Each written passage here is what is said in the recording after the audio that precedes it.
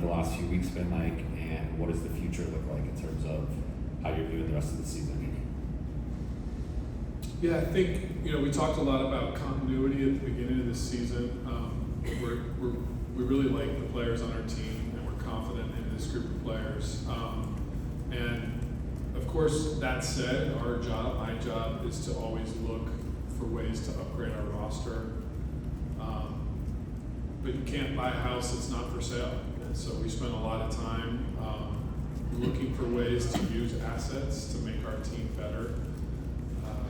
But the right move wasn't there. And it's a thoughtful and tricky calculus at times when the trade deadline is upon us. I think our fans understand that this season is incredibly important, and we will be very aggressive with our open roster spot. There's a really good group of names available in the looming buyout market. Thankfully, under the new CBA, we're in a position where we can be buyout players. Some teams can't sign buyout players if they're at a certain level of spending. So we're going to look for ways to upgrade our team there. But in terms of what was available at the trade deadline, we had one first-round draft pick was our only sort of hook to fish with. And this summer, in June, we, at the time of the draft, will have 3 first-round draft picks to look for deals, which I think will really unlock an access to potentially a greater or bigger swing. And we didn't want to shoot a small bullet now that would only lead to very marginal improvement at the expense of making a much bigger and more impactful movement potentially in June and July.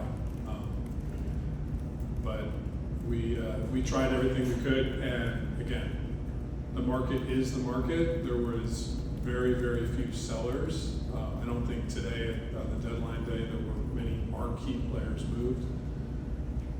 There were a lot of buyers, and as everyone knows, when the market has few sellers and tons of buyers, the prices are very, very aggressive. And sometimes no move is better than an unwise move.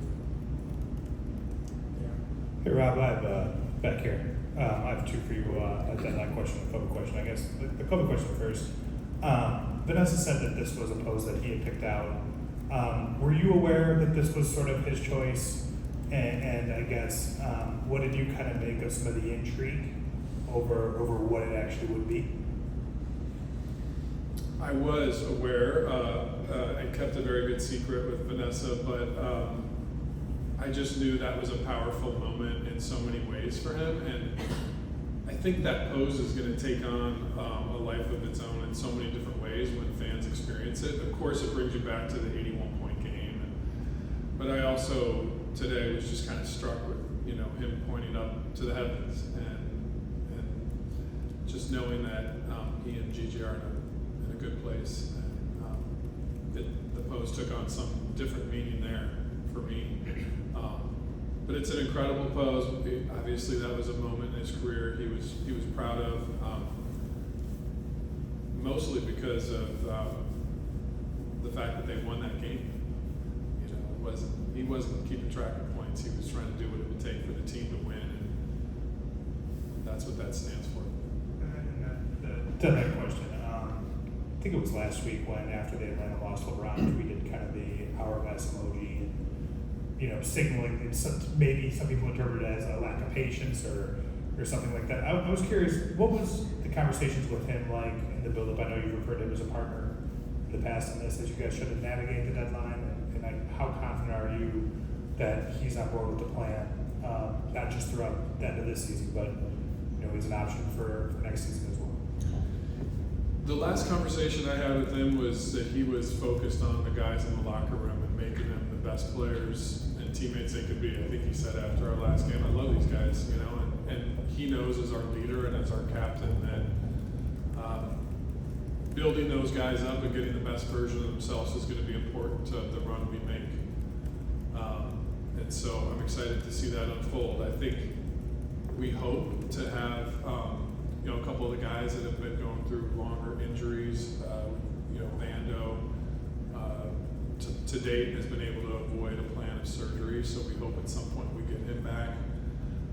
Can we add a really good player in the buyout market? At some point, do we get a Gabe Vincent back? So we've got to look forward to adding those bodies too in the coming days. I think they'll provide a depth push for us when we get some healthy players back that are really, really good players. Also, too, to reflect on kind of the planning stages of the statue. Vanessa told us Kobe picked that pose. Do you know when and where that occurred? Do you need just any more kind of color or detail to that selection process? I'll probably let Vanessa tell that story, Dave, but I will tell you that the amount of work that she did in sort of perfecting his wish was really incredible. Most of that, was her with the artist and Linda Rambis and Jeannie Buss, and I think every detail was considered, and I got to kind of just sit back as her older brother and be proud of how it all came together and how it looks. And she's a stickler for the details, and they were able to meet sort of the vision that Kobe wanted and that she saw for the statue. So incredible day. And just on kind of the basketball side of things, you guys have played better as of late, and you just referenced some of the guys that you hope to have health with, and maybe you can get a chance to see the team that you envisioned when you put it together in the summer, which you had for maybe a night in Chicago, maybe a night in Vegas. If things go your way, do you feel good about this group over the final third of the season? Yeah, we're confident in that this team had a really strong run in the in-season tournament. I know that's a small sample size, but I think we all saw that was a pretty dominant play by this group coming together. And again, sometimes continuity takes time and takes patience. You just have to let it develop. That said, if the right move would have been there at the right price, we would have pulled the trigger. We're not fearful of using future assets for now. It's just got to be using future assets for the now in the right way, in the right deal. And you spend as a GM, the 10 to 14 days before the trade deadline are really constantly just working, talking to other GMs, running modeling on the phone, looking at opportunities, and you have hundreds of them come your way. We had hundreds of them come our way. But the right one just didn't present itself, and so we're in the position we're in. Hey Rob, got two for you. First one about Jared. Last time we spoke with Darvin, he mentioned I think he was still in the evaluation period in terms of what needs to happen for him. Just you mentioned that he won't need to have surgery. Is that still the? Yeah. So Kobe, until an injury is healed and the player is back, you're kind of always in the evaluation process of figuring out what it's going to take to get a player healthy and back on the court. I would just say we're hopeful that we can get Jared back healthy and on the court without surgery, but you never know. Time will tell, but that's certainly our hope. And you mentioned that you guys, paraphrasing, didn't want to maybe move that maybe need some marginal improvement at the risk of maybe sacrificing something down the line. How did you, balance that approach?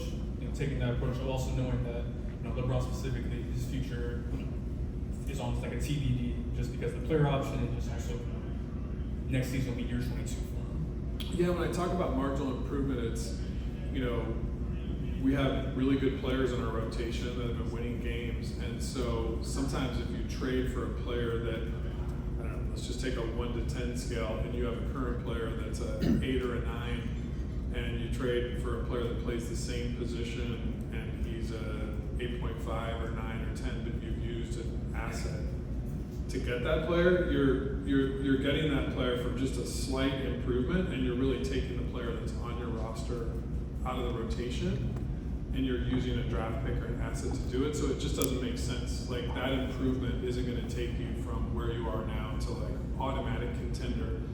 If we would have seen a deal like that, we would have executed. But most of the things we looked at, and you could tell by some sense today, most of the players that were moved today weren't the star players. That's why we held firm. Hey Rob, two quick ones as well. Just go back to the unveiling for a quick second. Phil Jackson told a story about one of his prouder moments with Kobe when he felt like he went from the player, the competitor, to the leader. Just curious, your time, was there a moment like that for you as well that you could reflect on? And just telling the story about Adam Morrison, it was a great story if you had something like that too with your time. There were so many stories. I mean, I could tell hundreds and hundreds, but most of them involve my kids just because I'm a dad. And I could tell basketball stories, or I could tell agent negotiating stories all day. But I remember there one story where we went on a sort of what I would call glamping fishing trip with the Bryants, and my daughter Emery was still in one of the car seat carriers, so you put her in the back seat and you carry the little bundle with her in it, and we did like some sort of stagecoach ride on a covered wagon, and there was a fire and they were making like a meal, like a barbecue or something. And it was just fun family time under the stars in Montana. And somehow Kobe and I got in the competition of, it was either shooting arrows or doing something with axes and just kind of having fun. And I stepped back and I flipped the bottom of the car seat, and my daughter went kind of in the air, and I just remember Kobe scooped down with one arm and like grabbed her and kept her safe and brought her here, and she was crying, and he kind of calmed her down. But he was just such an amazing friend to be around kids, and I still remember how he always had an eye for not only his own kids, but the kids around him. He was like the Pied Piper, so just a funny story that popped in my head that I remember. And just to transition to the basketball side, you mentioned the buyout market. Just out of curiosity, if there's a type of player that you're looking for, is it more of a shooter, position player? Just if there's a little bit more details on that. Yeah, I think probably two things we're looking at. One would be a ball handling guard. Just obviously we signed Gabe Vincent, thought he fit really well, but his health just hasn't. He's played 5 games, so I think that would be sort of top of the list. And then best available after that. That would probably be the area we're trying to address the most, just because right now we have D'Angelo Russell's a point guard, but after that we don't have a point guard on the roster. Going back to your relationship with Kobe on and off the court, you knowing what the statue would look like with, obviously keeping that secret with Vanessa, what was your reaction when someone told you there were going to be 3? When I found out there was going to be 3 statues, I just said that's fitting, because it's just how the city of Angels feels about Kobe. He deserves something that no other athlete that's ever played here deserves, because the love and the celebration of him as a person and as an athlete is still so enormous in the city. If anyone deserves to have multiple places to go to honor and celebrate him, it's Kobe. Any idea of when the timeline for the other 2? I don't know that yet. Last one, Melissa. Hey Rob, Hey, Melissa. on a macro level, I'm just wondering what the last 48 hours were like for you with both, the excitement around Kobe's statue unveiling and then the pressure of obviously the trade deadline. And now that the trade deadline is passed, do you feel a sense of relief, or is there almost now more of a sense of pressure?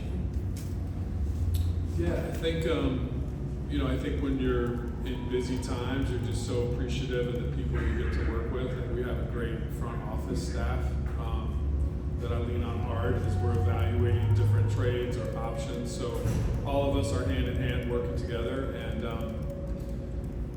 being able to support Vanessa and the family to celebrate moments is that's joy to me. That's the fuel, and so.